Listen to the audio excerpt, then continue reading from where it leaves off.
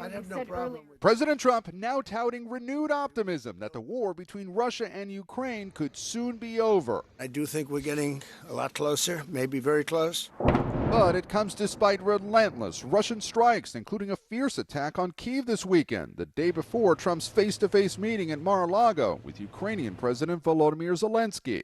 Trump calling European leaders hoping to broker a ceasefire. There are one or two very thorny issues, very tough issues, but I think we're doing very well. Among those thorny issues, land. Zelensky signaling willingness to compromise on control of the key Donbass region in eastern Ukraine.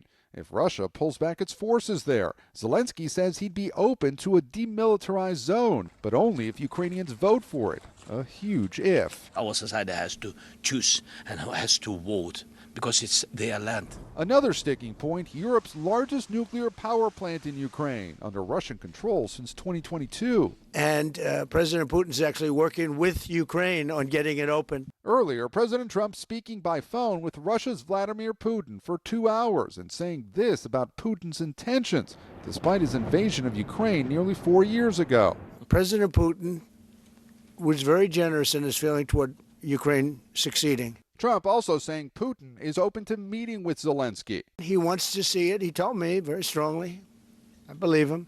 But this morning, Ukraine's leader is warning that Putin can't be trusted, saying he told Trump that Putin's actions often don't match his words. Zelensky also telling reporters today that the peace plan would include 15 years of security guarantees or protections from other countries against Russia, but adding that he asked Trump to extend those guarantees to 50 years. President Trump, according to Zelensky, saying he would think about it.